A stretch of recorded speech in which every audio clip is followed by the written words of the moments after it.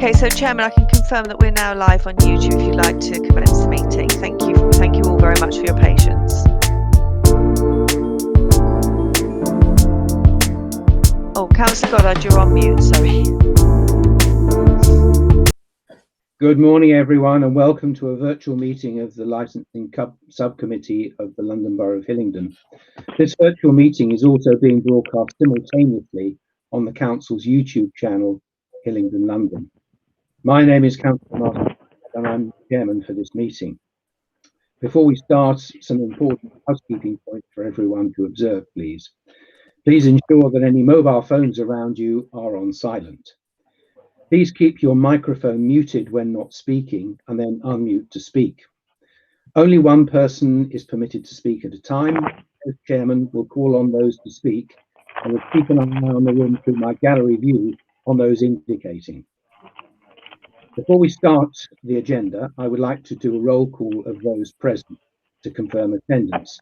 Please indicate an answer confirming your presence when I say your name.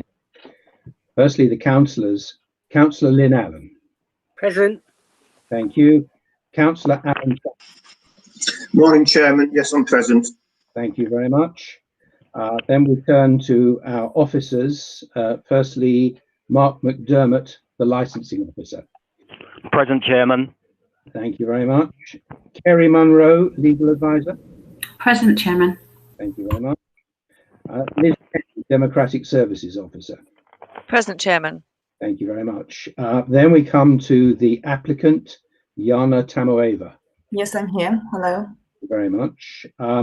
And then we have a number of interested parties, and please forgive me if I don't get the pronunciation of your names exactly right. Please feel free to correct me if I express them wrongly. Firstly, Emesha Balog. Present. Thank you. Adrian Gill, who I understand is representing Agnes Mezaros. Yes, present. Thank you very much. Paolo Di Venanzi. Yes, present. Thank you very much. And Richard Smith.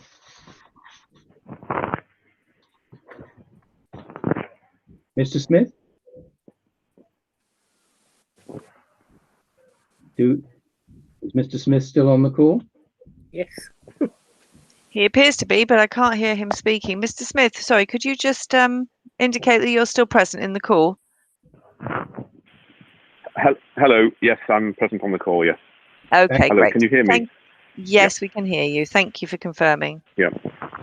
In terms of technical meeting control, if any councillor leaves the virtual meeting partway through for a period of time, for example, for a lost connection, I will continue the meeting unless we are not quorate, which is 2 councillors. Importantly, if a councillor drops out and has not fully heard the statements made by the applicant or other parties for a period of time, they will not be able to determine this matter, but may continue to take part in the meeting. To help avoid this, if a councillor does drop out, we may ask the relevant party to repeat their statement. If any others present drop out, Democratic Services will advise on the best course of action. Now, if we may, we'll turn to the agenda. First of all, Liz, do we have any apologies for absence? No apologies, Chairman. And can I ask, are there any declarations of interest in matters before this meeting? No. Councillor Chapman? No, Chairman. Thank you very much. Okay. Just to advise that this meeting is a meeting held in public as opposed to a public meeting, so that means that only those present have a right of speaking, and as I've indicated, I will give people the opportunity to speak at the appropriate moment. There will be a phase of deliberation for the committee in the matter in front of us. That will be in private, and the results of that deliberation will be reported at the end of the meeting. The matter in front of us to be considered, sorry, before we get there, Liz, do we have any matters notified in advance as urgent? No, we don't, Chairman. Thank you very much. So the matter to be considered is an application for a premises licence for the Village Cafe, High Point Village, Hayes, UB34FL. May I just check that everyone in this meeting has received the addendum to the pack in this matter, which has taken the form of a number of photographs and a video recording, which I believe was provided by Mr. Smith and I believe was circulated on or around the 8th of September. Councillor Chapman, Yes. Yes, I received it, Chairman. Ms. Tamoeva, have you seen that? Yes, I did. Yes. Thank you very much. Okay, so where we start with this matter is by receiving an introduction to the matter from the licensing officer, Mark McDermott. Mark, can I pass this over to you? Thank you, Chairman. Good morning, everybody. Apologies for any inconvenience. This application has been made by the premises occupier, Ms. Jana Tameva. A number of representations have been made in relation to this application. The premises is a ground level lock-up shop consisting of 2 units in this relatively new build site. The applicant is one of the first to occupy one of the several ground floor units that the developers designed and incorporated into the site for business use.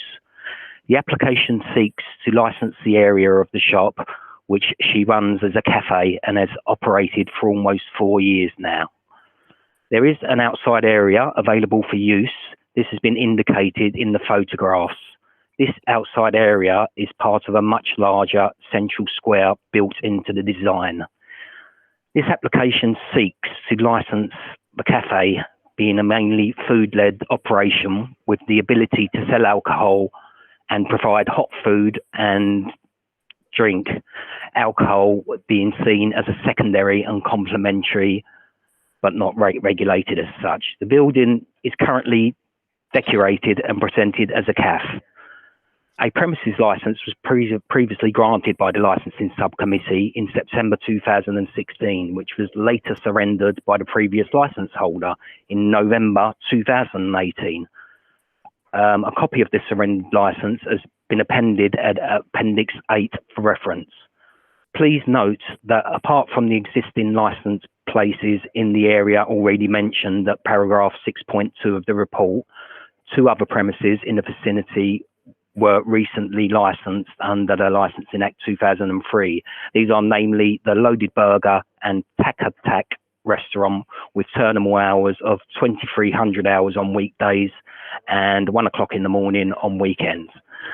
The hours sought by the applicant in the current application are therefore not excessive for the area.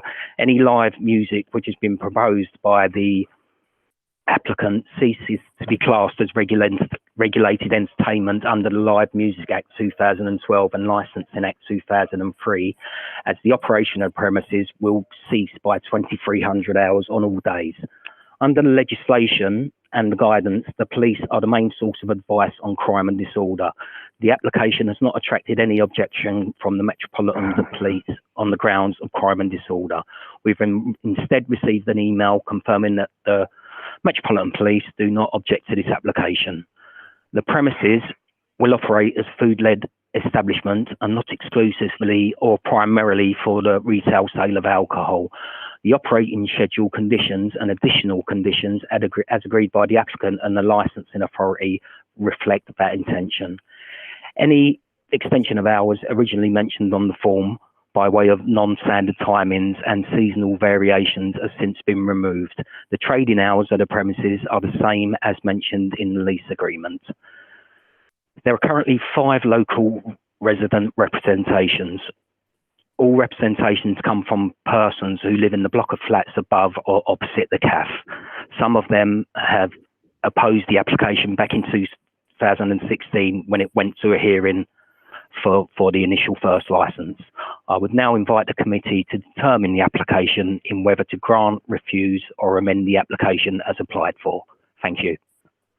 Mark, thank you very much for that. Councillor Allen, can I turn that to you? Just a quick one, and I hope Mark can clear it up. I've noticed in our report bundle that there is reference to a number of CADs, which are when police incidents, and I'd like to know if you're aware of them and why the police have issued those CADs and yet decided not to attend to them. Perhaps you can answer that. You know, if you've been in talks with them, because I'm really concerned seeing those CADs. I haven't been in this. The licensing officer originally in this application was Ms. Mukherjee, and I believe this was brought to her attention by the chairman. And my understanding was this had been resolved, and I'm afraid I can't really offer any more information than that. Excuse me, is it possible to interrupt? Because I'm sorry, you can't interrupt at this stage. You will have because I did the CAD numbers. Okay. Please, you will have an opportunity to speak. Okay, I'm sorry. But you must follow procedure. I will invite you as to when you can speak. Thank you. Okay. Okay. Let me just comment on what Councillor Allen has had to say. Because I think, Mark, you suggested that this has been resolved. From my perspective, certainly it is a question that was being raised, but I do have some sympathy with the observations that Councillor Allen raises. There are a number of CAD numbers listed in the resident's statement. I suspect, I don't know, I suspect that the police may have issued their statement of non-objection before the resident's representation was received. I'm not sure about that, but it seems to me that there are a couple of questions here, perhaps. The first one is whether these CAD numbers are correct and they do exist. And I would suggest that the other thing which certainly the committee would normally have the opportunity to understand is whether there is an outcome that can be reported in terms of those CAD numbers that were issued.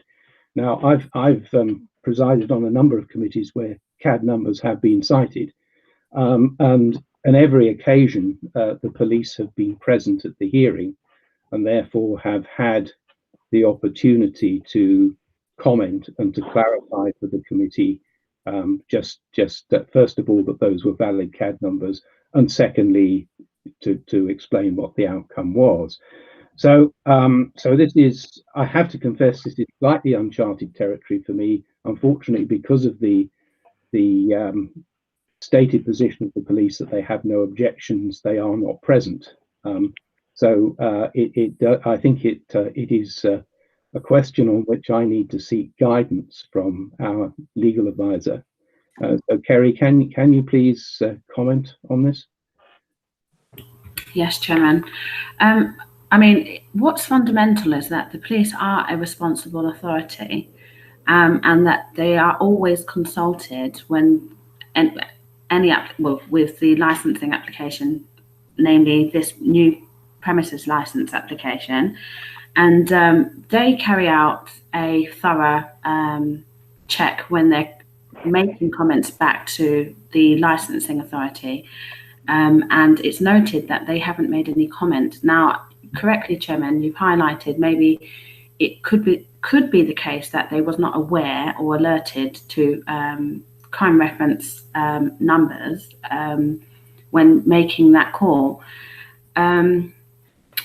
I'm not sure if there has been any trial or any conviction from that, but that's information that would need to be delivered from the police. I mean, you're right in saying that we're not fitting that role. That role is for the police to make comments on. What's integral is for you as decision makers, that's yourself, Councillor Annan and Councillor Chapman, to decide if it's pertinent information, if it's integral material information when deciding the application, or if the parties are prepared to continue the hearing, and maybe through that, from what representations and evidence comes out, you might take the view that it's not necessary to probe those CAD numbers in making your decision. However, you might determined that it is essential for you to have when concluding how the application is determined. One of the things that is noted in the Section 182 guidance is that I haven't got the full logistics of those CAD numbers, and as you rightly said, I'm not sure it's not for us to validate them. But one of the things that should be noted in the guidance is that the potential premises license holder, she wouldn't be able to control the behaviour of customers beyond the direct management of her license or her staff. So if there's issues going on around the vicinity that is maybe having an impact on her business, that is something for the police to get involved with. It wouldn't be something for the license holder to, she wouldn't, I mean, we have to be proportionate in our thinking and how she can have a thriving business and manage her clientele whilst basically we have to weigh up if she's able to have a control over what happens in the vicinity or if it's happening directly in the business. So if it is the case that you feel that information is compulsory to have in your decision making, then you have got the ability to adjourn under the licensing hearing regulations. There's ability under regulation 11 to 13. The licensing subcommittee have general discretion to extend the time or adjourn hearings if it is necessary in the public interest. What we could do is, I mean, Chairman, I'm going to indicate that we could pause and we can have a discussion about the facts and reasoning and more about what we know so far, or you are entitled to just allow the hearing to run and then take a view at some stage once you maybe hear from the parties as to what their view is on the CAD numbers, and weigh up if we need to deliberate at some point or towards the end. I'm going to allow you to steer the hearing. Okay, Kerry, may I just clarify one thing?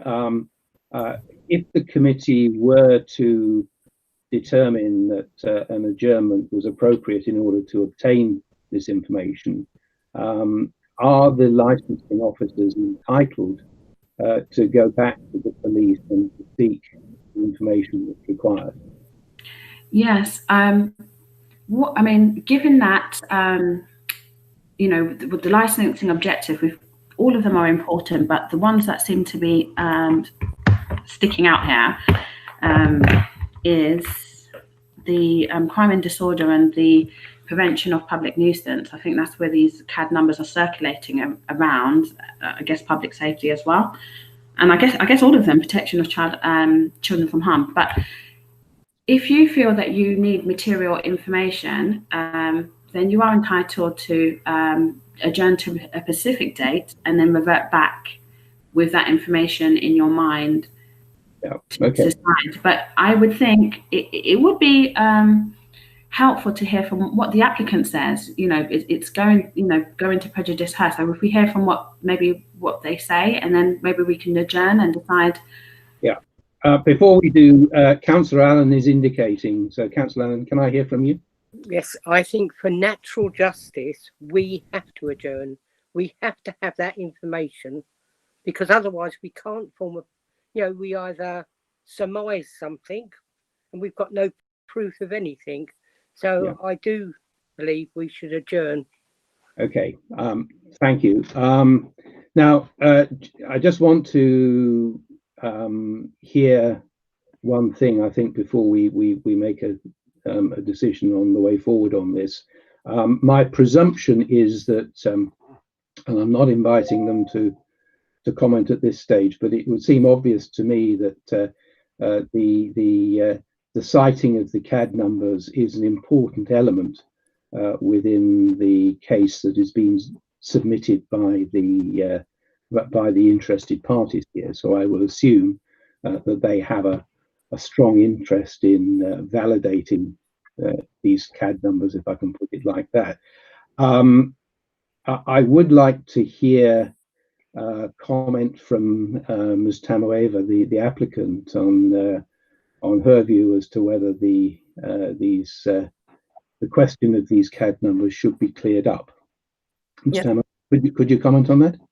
Yes, on the prevention of crime, it's I'm fully aware of the 4 licensing objectives, which they are the prevention of crime and disorder, protection of children from harm, prevention of public nuisance, and public safety. I'm really aware about it. But what I'd like to draw, Chairman, your attention is that on the beginning, this premises used to have the premises license, and which has been surrounded by the previous leaseholder. But because my intention was that to have a cafe. Sorry, can I stop you there? I think some of the things you're starting to tell us are absolutely relevant, but they're not, I think, directly relevant to the thing that I'm trying to resolve here. The thing we're trying to resolve, what I'm asking you is, do you have any objection to seeking further information about these crime numbers? Do you object to that? No. No. Okay, that's helpful. Well, Councillor Chapman, I haven't heard from you on this. Do you want to comment at this stage? Yes, I will, Chairman. I'm very supportive of what Councillor Allen has to say, to be honest. We could go ahead and we could talk about these CAD numbers, we could speculate, we could discuss the relevance, etc. What we need is the police, really, to give the definitive summary of what the situation is. And I think without that, we're rather blind, to be honest. Okay. Kerry, I think there is, you've indicated that there is the possibility for the committee to sort of go off camera and to debate this issue. I think, having heard from my 2 councillor colleagues, I have to tell you, I think we are, all 3 of us, fairly firmly in agreement about this. If you look at the representations which have been put forward by the residents, which, there are 2, to my mind, very serious matters that need to be considered here. One is an allegation about drug taking and about even drug dealing on the premises, and the other is about the illegal sale of alcohol. Clearly, the drug-related matter would appear to be connected to the CAD numbers that have been cited. So I think this is highly material to the outcome of this hearing. So I think that, I mean, and again, I invite my councillor colleagues to correct me if I'm wrong in this, but I think the clear view of the committee is that we should be seeking, I think, answers to 3 questions. Number 1, are these valid CAD numbers that the police recognise? Number 2, the incidents themselves, did they take place on the applicant's premises, or were they just in the neighbourhood? Because I think that that goes to a subject that you've mentioned already, which is highly relevant here, because the applicant can't be expected to control the behaviour of people outside the business premises. Okay. And thirdly, what was the outcome of that incident? Okay. I mean, in my experience, these are all questions that were the police present as a responsible authority, I'm sure the committee would want to ask them. Now, I'll throw it across to my 2 colleagues to see whether there are any further points that they would like to add to that list of questions. Let's do this in turn. Councillor Allen, anything you would want to add to that? No, I think you've summed up perfectly. I would like to see the police present at the committee to explain, so that we all know exactly what's going on. Well, whether it is possible to ask them to appear, I don't know, but I would have thought at the very least we should be looking for is a response via the licensing officers. I mean, we're going into detailed procedure here, which is, to be frank, beyond my area of competence. But these we can ask, they can refuse. Yes. Councillor Chapman, anything you would want to add to that list of questions? No, Chairman, you summed it up very well. I think in particular the significance of, if these are valid crimes or valid CADs, etc., where they took place, because you can't expect the licence holder to be responsible for the public realm. So I think they're very valid questions and we need definitive answers. Okay. So Kerry, I think there is a determination there from the committee that we should move an adjournment here. Okay. And well, I don't think we're in a position to say how long it will take to secure that information. I know. The thing, what the regulations say, 11 to 12 of the regulations, it asks us for a specific adjourn date. So that would need to be communicated with, I guess, with Democratic Services and everybody to confirm that when that date, basically an agreement with when we are adjourning to. But presumably we have a period of time in which to determine that date and to communicate it to all interested parties. It's not something we've got to do right now, is it? No, it's not something we have to do right now, but we do have to have a specific date when we're coming back for. But what I'm mindful to maybe consult with Mark and ask him in his experience, the length of time the police revert back. I do know the police they've got a specialist licensing department, and they've got those specific officers that communicate with the licensing authority. And I'm just keen, maybe if we can assert how long we need, and if we can hear from Mark as the licensing officer in his experience, what the time estimate would be to get that salient reply back from the police. I think it would be sensible if maybe we could just have maybe a short adjournment just now and see if I can contact the police officer and see what information is at his disposal and sort of how quick, if it's not, how quick it will take to get. And then if you give me 15 minutes to try and give him a call to see if he's around, and then maybe we can go from there if everyone's in agreement. But Mark, just to clarify on that, I suspect it's that what that may give you is an indication of how long it will take them to produce the information. I don't imagine that we will be in a position to resume the hearing today, will we? I wouldn't have said so, to be honest. It'll probably take them some time to do that, but at least then we would have an indication of how long he expects it to take, and maybe Liz could have a look at the diaries for, setting up another committee, and we could maybe get that resolved sort of this morning. Well, look, I suggest, unfortunately, we've kept all these good people hanging around waiting already today, through nobody's fault. Rather than keep people holding around, what I suggest, yes, please, if you can establish contact with the police and agree a timeline with them, I suggest that what we can then do is set a date for resuming the adjourned hearing, and I think we should be looking to communicate that to all interested parties as soon as we can. And yes, that's what's integral. I do apologise to everybody on this hearing. I appreciate that this is probably this hearing has been a long time coming. Is it possible to add something at the end? I'm sorry, no, not at this stage. No, I can't permit that. I promise you that you will have an opportunity to fully express your views when this hearing is convened. But there is a structure, there's a legal framework to these hearings that we have to observe. Okay. So, Liz, I think we should leave it there if we may. I don't know if you have anything you want to add to what's been said.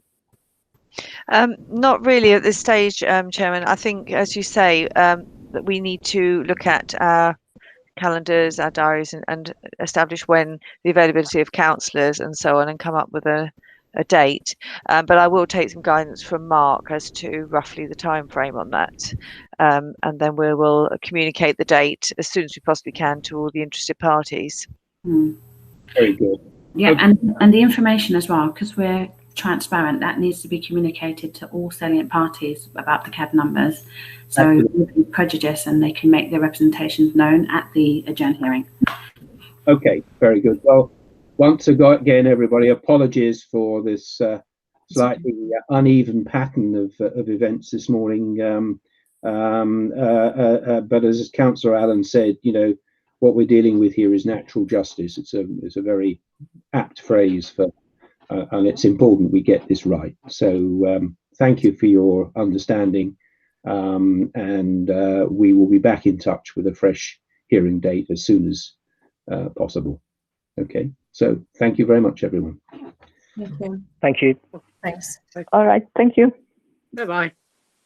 Bye. Thank you. Noted, Chairman.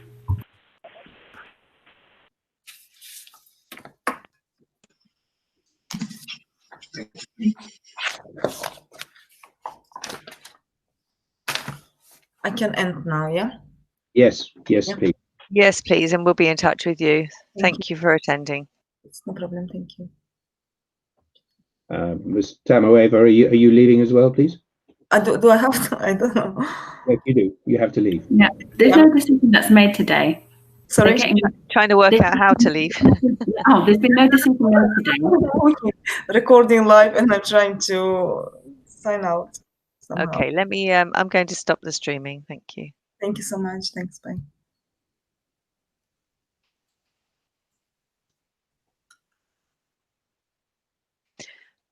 Okay, just bear with me. I'm going to stop the streaming now. Okay.